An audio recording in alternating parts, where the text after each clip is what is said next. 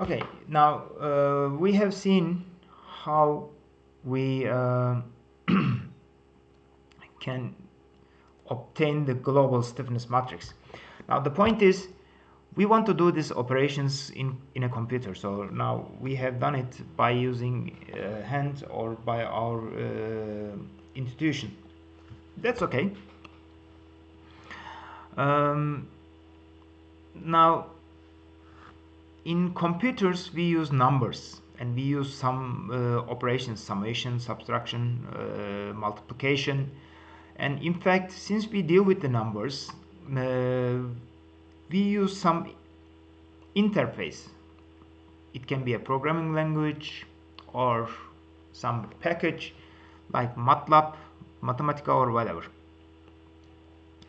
Therefore, in all of these we use arrays.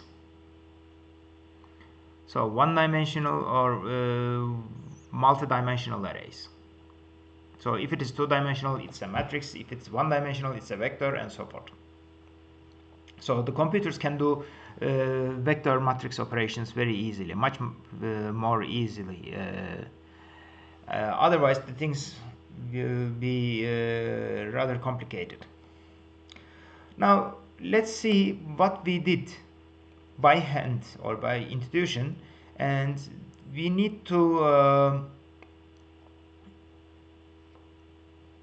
we have to find a way of doing this by matrix algebra in general, let's say. Now we will see how we do it by using matrix algebra. Okay, now remember that D is the element displacement matrix. So this is the element displacement vector of the first element. So it is node 1 and node 2.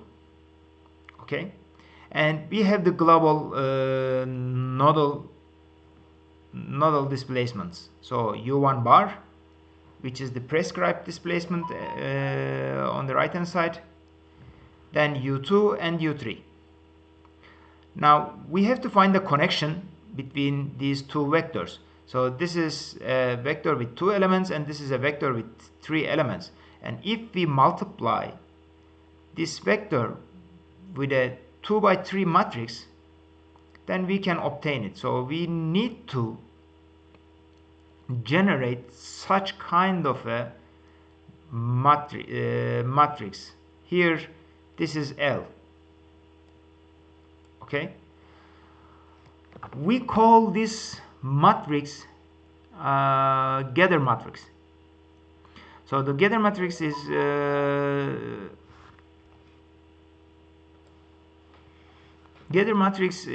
gives us the connection between the global displacements and the nodal displacements. Now we know that the node 1 is node 1 of the first element. Here, as we see here, node 1 of the first element is the third node in the global system. So we have to write a row, and we will multiply this row with the displacement vector, global displacement vector, and then we will obtain u1. So the only way is to putting 0, 0 in node 1 and node 2 in the global system, and 1 for the node 3 in the first row. Then we will do the same thing for the second node of element 1. Now in this case, the first element of row 2 has to be 0. Then it has to be 1 because node 2 in the global system is the node 2 in the first element as well. And then we will put 0 in the third member of the second row. So this will be multiplied by U3 because U3 is not connected with the because U3 is in the global system node 1. Okay, so as a result we have this matrix, okay, which you have seen here for the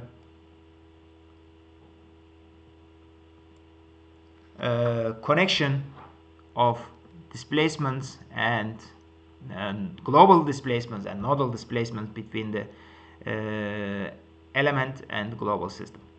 This is called gather matrix. So in a matrix vector algebra, we can write it as L1. L1 is due to the this matrix is specific to the first element.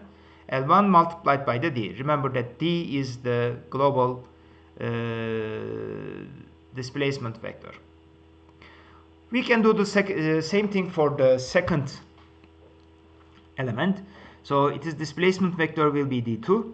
In fact, it has two nodes. So the first node of the second element and second node of the second element. Again, we have the global system of global vector of displacements. Now, in this case, the first node of the second element is the second node in the global system. Therefore, we put 1 in the second element of first row and 0 for the others. And of course, second node of second element is the first node in the global system. Therefore, we put 1 in place of the first element of second row and 0 for the others. And if we multiply this matrix L2 with the global displacement matrix, we can obtain the nodal elemental values of the displacements. Okay. Now, concerning the forces, we want to we may need to obtain the global force vector. So remember that we extend the force vectors and then we write the node displacement relationships, right? What we do is very simple. Now this is the, we already obtained the L1, the gather matrix of the displacement. We calculate the transpose of it, because now this time we want to obtain the global force vectors, and now this is also called scattering. So you scatter it to the global system. So you scatter the elemental values to the global system. So we take the transpose of L1 and we multiply it with the force vector of the element. This is the link between the first element, element 1. We do the same thing for the second element. Again, we take the transpose of the L2 and we multiply it with the force vector. Now we have the element force vectors in the global ordering, let's say. Remember that we write the force equilibrium. So we sum up the forces, and some of the internal forces has to be equal to some of the external forces. Okay. So LE transpose multiplied by FE, and sum of this expression over the number of the elements will give us the, has to be equilibrated by the external force. Then remember that the element force has to be equal to element stiffness matrix multiplied by the element displacement matrix, and element displacement matrix is equal to gather matrix multiplied by the global stiffness matrix.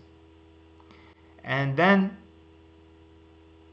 as you see here, so then we can obtain the global stiffness matrix. Sum of this expression, LE transpose multiplied by KE multiplied by LE multiplied by the displacement, will give us the global stiffness matrix. Here E is the element number. And then we can obtain the global equilibrium for our problem, as you see. So this matrix is the global stiffness matrix, and it is equal to LE transpose multiplied by KE element stiffness matrix. Sorry, let's see here. Okay, yes, yeah, it's here. So LE transpose KE multiplied by LE. So the transpose of the gather matrix multiplied by the element stiffness matrix multiplied by the gather matrix will give me, and if we sum up all the element stiffness matrices, we will obtain the global system of equations. So here it is. So K multiplied by D. K is the global stiffness matrix, D is the displacement in the global system, F is the external forces which are given, R is the reaction forces, K is equal to LE transpose multiplied by KE multiplied by LE, right? This will give me the global stiffness matrix, and then I obtain the element stiffness matrix in the according to the global numbering, KE.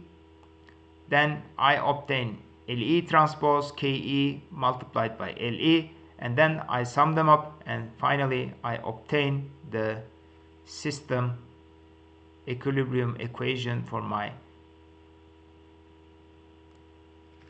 problem. Next thing that I'm going to do is I will solve it. Now, in order to solve the problem, I have to impose the boundary conditions. Okay. Now, so what are the boundary conditions? Of course, the given forces are the boundary conditions, and the given displacements are the boundary conditions. And how we can impose the boundary conditions to the system? Let's create an hypothetical problem, and let's assume that F3 is 10 and F2 is minus 4. So let's say in newtons you have 10 newtons of force from left to right, and 4 newtons of force at node 2 from right to left. Okay, in fact U1 bar is 0 if it is fixed here on the wall. But at the moment, let it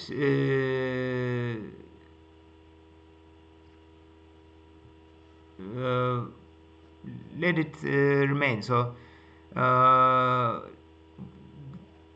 we will not do something about it at the moment. Okay. So we have the global system of equations, right? We have global stiffness matrix,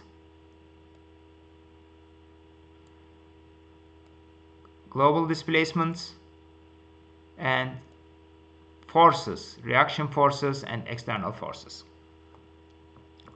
Now what we do is we decompose the system. So we divide the system into sub-problems.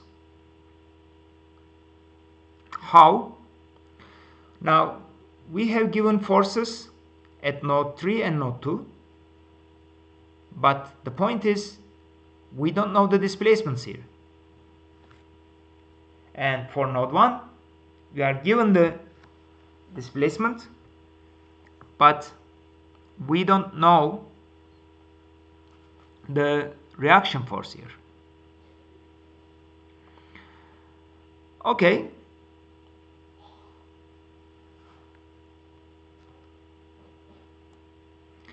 Now again we have the submatrix KE, KEF, KEF transpose and KF. Now E is for essential and F is for free. And we decompose the nodes as essential and free. What it means? So when we have the free nodes are the nodes which the displacements are unknown, and the essential ones are the nodes which the displacements are known. Again, we divide the force vector into two groups. The E forces, which the displacements are known, these are the nodes which the displacements are known, and the free nodes which the displacements are unknown.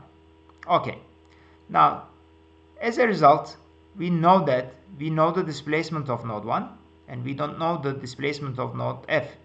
Certainly there is a coupling between the essential and free nodes. So these couplings are basically done by KEF. So the KEF couples the essential nodes with the free nodes. Okay, now we divide the global system of equations into sub equations. Therefore KE is K2, KEF is a 1 to 2 matrix, so it is minus K2 0. KF is from free to free. You see again it's symmetric. It is K1 plus K2. The second element of the first row is minus K1 and minus K1, K1. Okay. Then we have the forces, reaction forces acting on the system, on the essential nodes. It is R1. We have only force coming from R1. Then we have the essential node, the displacement vector of the essential nodes. We have only U1 bar, and because of the equilibrium it can be easily seen that it is 4 divided by K2, because F2 is minus 4. Okay, so FF is the forces acting on the free nodes are minus 4 and 10, and then we have the displacements U2 and U3. Okay, now we have the system of equations. We can write this system of equations. First, let's find the displacements. Okay, and the displacements are mainly due to the lower part of the system of equations. So it is KEF transpose multiplied by DE, the essential bar. We know the DE, we know the KEF, plus KF multiplied by DF. We know KF, but we don't know DF. This is unknown. And we know the external forces. By doing some algebra, we can easily obtain the df here. So what we do is we take this term kef de to the right hand side of the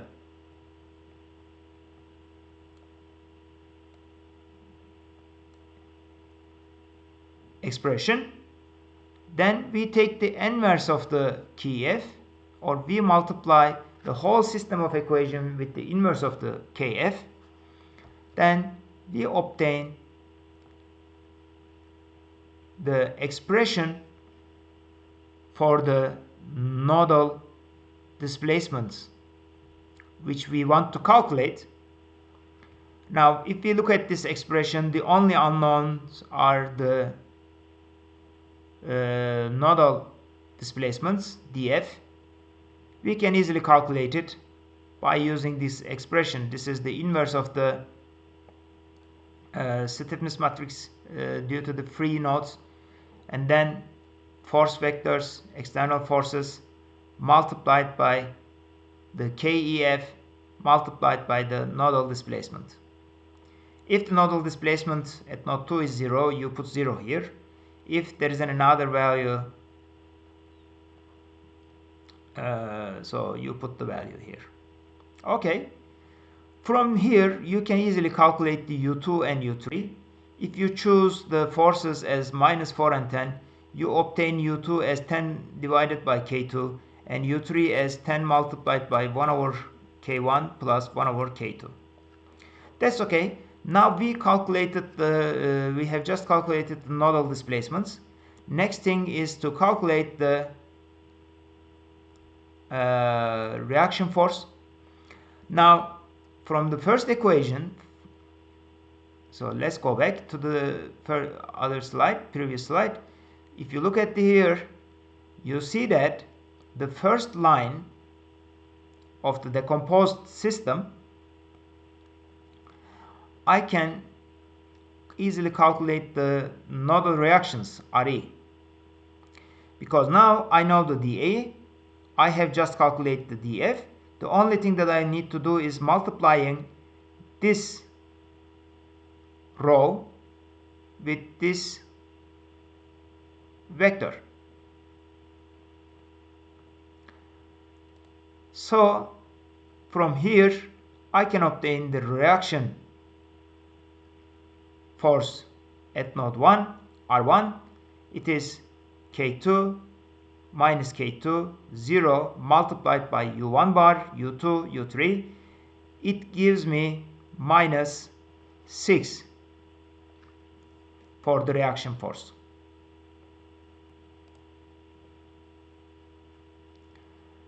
Now there is another way of imposing the boundary conditions. This is called penalty method. Now in this case, what you do is, instead of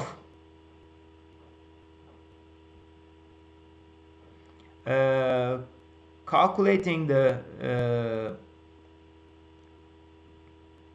decomposing the system into sub equations, let's say what we do is we penalize the displacement, because we already know the U1, right, and we know the value of it. What we do is very simple. We know that the stiffness matrix, the elements of the stiffness matrix, gives me the relationships between different nodal values. Okay, so for example, the first member here, the beta, gives me the contribution of first nodal displacement to the first equation, and this one gives me the contribution of second nodal displacement to the first equation, and so on. And I want that the first member U1 has to be equal to U1 bar. What I do is like this. I just replace the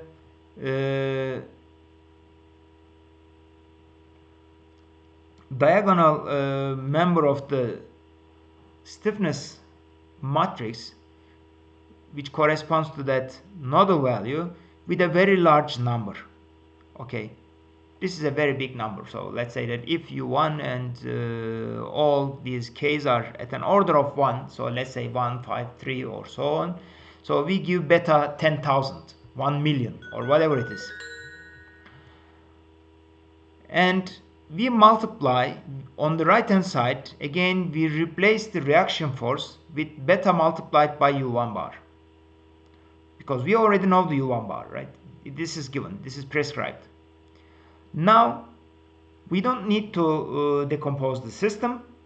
We just change one value in the stiffness matrix and replace the first, or one, the corresponding member of the force vector with the beta multiplied by u1 bar, because we know the u1 bar, and we just give the beta explicitly from outside. Now we have a linear system of equations. Okay, what we need to do is only to take the inverse of this matrix and multiply it with this vector. Then we will obtain the u1, u2 and u3. Certainly after calculating the nodal displacements, so u1 will be very close to u1 bar. There will be a certain amount of error depending on the choice of beta, and then we can calculate the reaction force indeed. Now the point here is it is rather experience. Beta has to be chosen properly, so the choice for the beta is quite critical in this approach. We will see, I mean you will see as we solve some examples. So this is how we solve a discrete system in one-dimensional, when the problem is one-dimensional.